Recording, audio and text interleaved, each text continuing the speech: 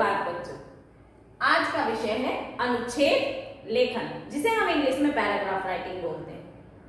अब paragraph writing क्या होता है, अनुच्छेद क्या होता है? किसी भी विषय पर सीमित शब्दों में अपने विचार व्यक्त करना ही अनुच्छेद कहलाता है।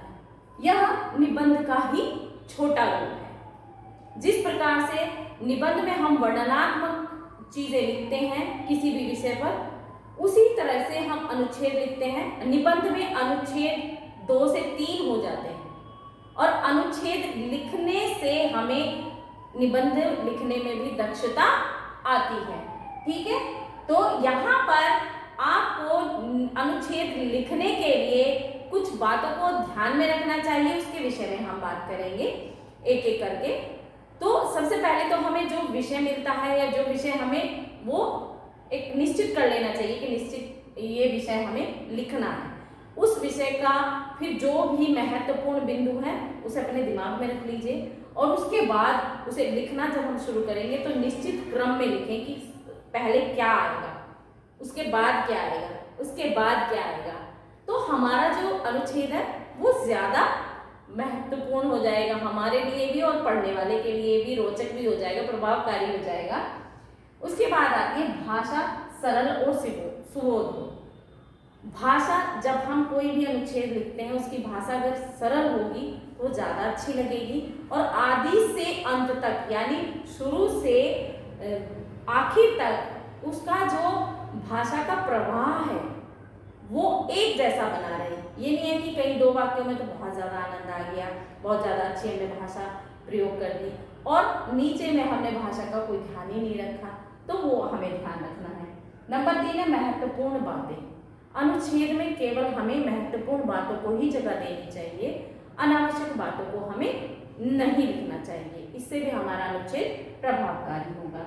नंबर 4 है आपका विराम चिन्ह का उचित प्रयोग। जब हम कोई अनुच्छेद लिखते हैं या कोई और चीज भी हम लिखते हैं तो हमें विराम चिन्हों पे ध्यान देना जरूरी है। क्यों? क्योंकि विराम चिन्ह से हमारी बातें प्रभावकारी हो जाती है। जहां हमें अल्प विराम लगाना है वहां अल्प विराम लगाएं, जहां हमें अर्ध विराम लगाना है वहां अर्ध विराम लगाएं। क्योंकि अल्प विराम का मतलब है थोड़ा सा ठहराव, अर्ध विराम का थोड़ा सा ज्यादा ठहराव और पूर्ण विराम का हमारा एक वाक्य के अंत में जब हम रुकते हैं तब वो पूर्ण विराम का प्रयोग होता है।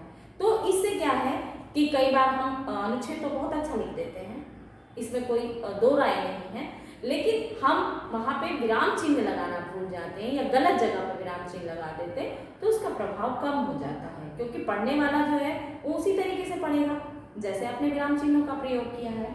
तो इस बात का ध्यान रखिएगा। नंबर 5 है वाक्यों का परस्पर संबंध।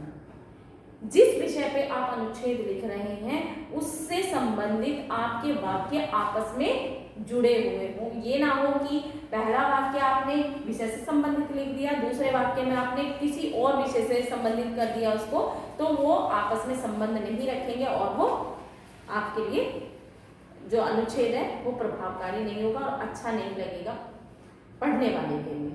ठीक है, तो ये चीजें आप अपने ध्यान में रखिएगा अनुच्छेद लिखते समय। उम्मीद है आपको ये अनुच्छेद लेखन की जानकारी पसंद आई होगी। धन्यवाद।